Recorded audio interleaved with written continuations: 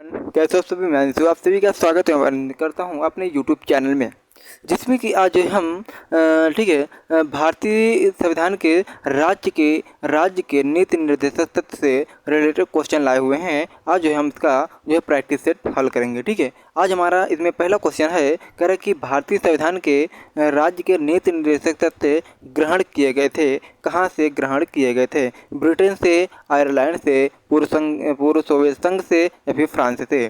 तो आप लोग बताइए इसमें कौन सा ऑप्शन सही हो जाएगा। तो अब देरी न करते हुए अब हम आपको बताते हैं, इसका ऑप्शन नंबर बी आयरलैंड सही हो जाएगा। ठीक है, दूसरा है कि राज्य के नीति निर्देशक तत्वों का उल्लेख भारतीय संविधान के किस भाग में किया गया है? राज्य के नीति निर्देशक तत्वों का उल्लेख भारतीय संविधान के किस भाग में किया गया है? भाग 2 में या फिर भाग 3 में, भाग 4 में, भाग 5 में? तो इसका ऑप्शन नंबर सी यानी कि भाग 4 में सही हो जाएगा। राज्य के नीति निर्देशक तत्वों का उल्लेख भारतीय संविधान के भाग 4 में जो है इसका उल्लेख किया गया है, क्योंकि भारतीय संविधान के अनुसार किस जो है अनुच्छेद में राज्य के नीति निर्देशक तत्वों का उल्लेख किया गया है? 33 से 46, 34 से 48, 36 से 51, 34 से 52। तो आप लोग देखते हैं कौन सा ऑप्शन सही हो जाएगा।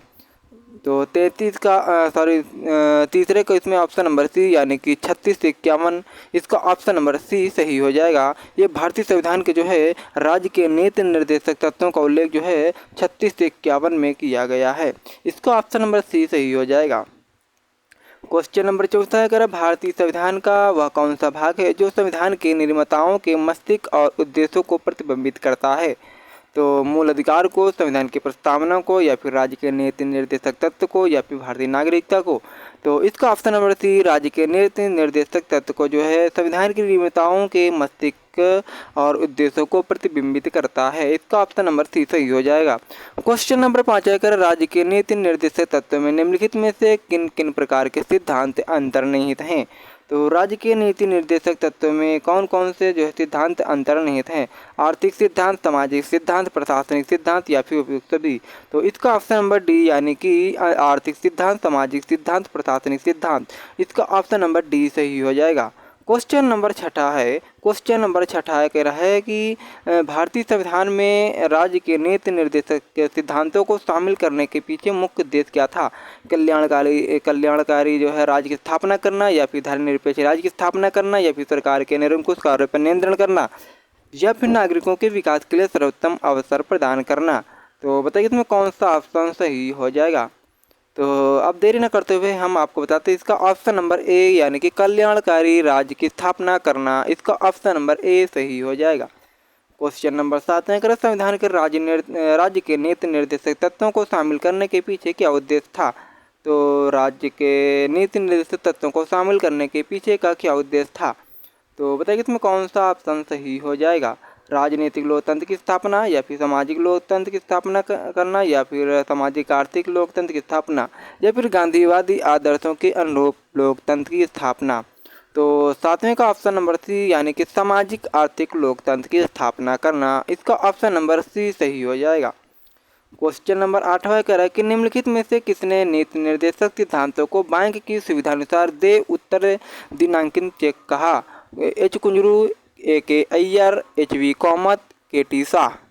तो किसने कहा था कि जो है बैंकों के सुविधा अनुसार दे उत्तर दिनांकित चेक कहा? तो 8वें का इसमें ऑप्शन नंबर डी के टी शाह ने कहा था। किसने कहा था? के टी शाह ने कहा था।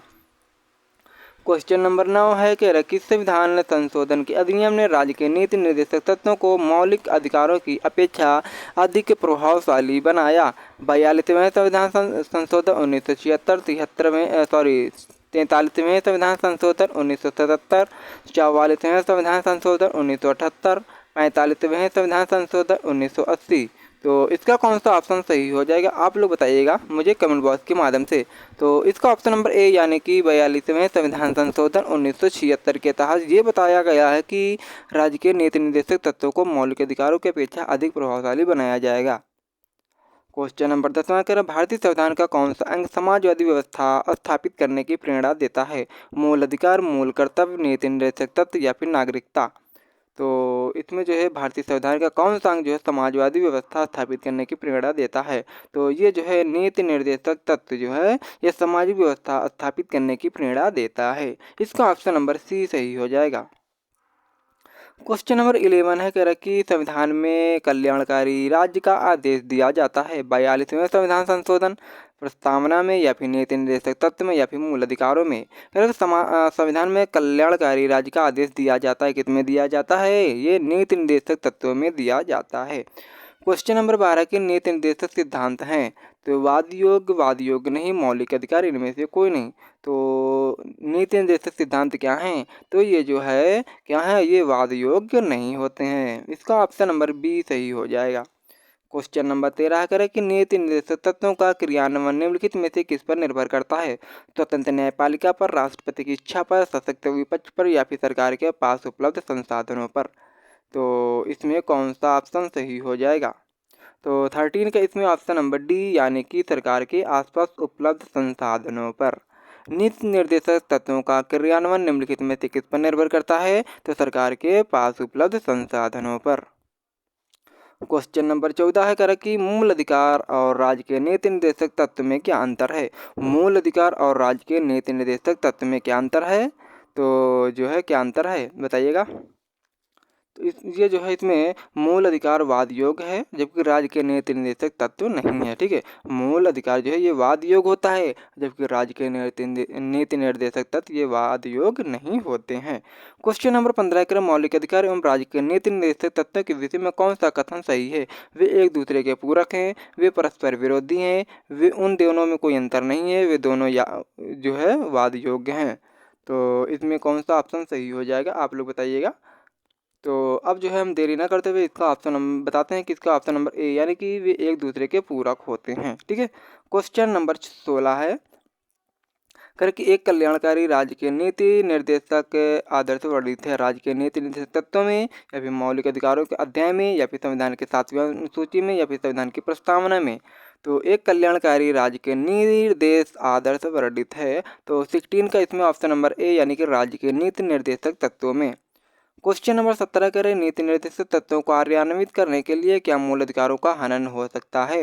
नीति निर्देशक तत्वों को कार्यान्वित करने के लिए क्या मूल अधिकारों का हनन हो सकता है?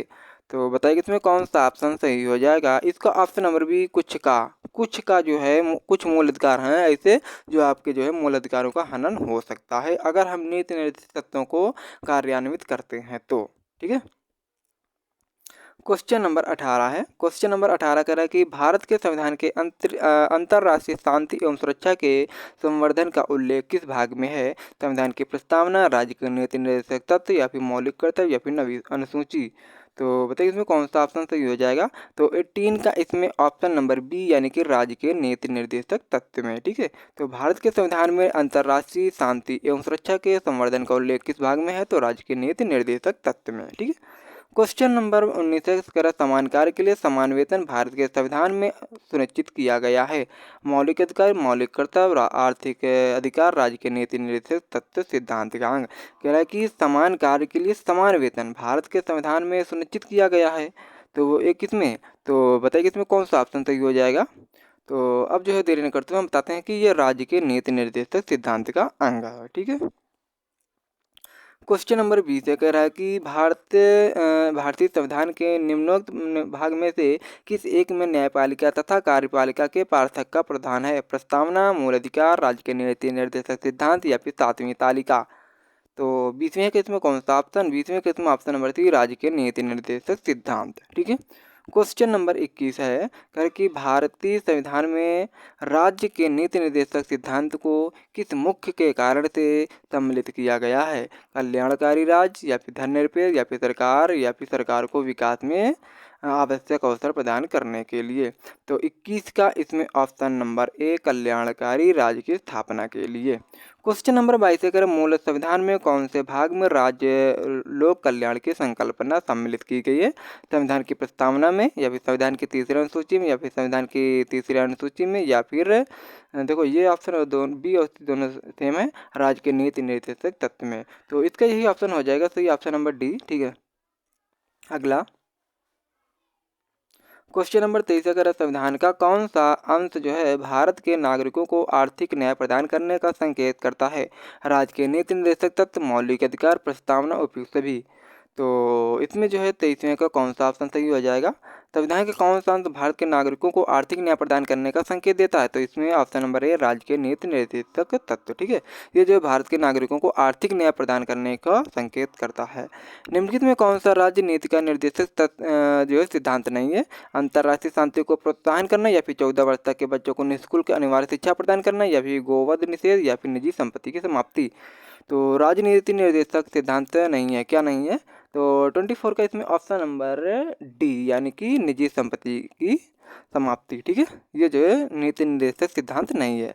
ठीक है, और जबकि जो है अंतर्राष्ट्रीय शांति को प्रोत्साहन ये भी है, 14 वर्ष तक के बच्चों को निःशुल्क अनिवार्य शिक्षा प्रदान करना ये भी है, गोवध निषेध ये भी है। ठीक है, आज इस क्लास का अंतिम क्वेश्चन है जो आपको होमवर्क के रूप में दिया जा रहा है, मुझे कमेंट बॉक्स के माध्यम से बताएंगे। कह रहा है कि राज्य के नीति निर्देशक तत्व में क्या शामिल है जो मूल अधिकार में नहीं है? ठीक है, तो 24 का आप लोग मुझे 25 का क्वेश्चन आंसर का जो है मुझे कमेंट बॉक्स के माध्यम से बताएंगे। ठीक, अब हम मिलते हैं नेक्स्ट वीडियो में, तब तक आप लोग अपना ध्यान रखिएगा, मस्त रहिएगा। जय हिंद, जय भारत, वंदे मातरम।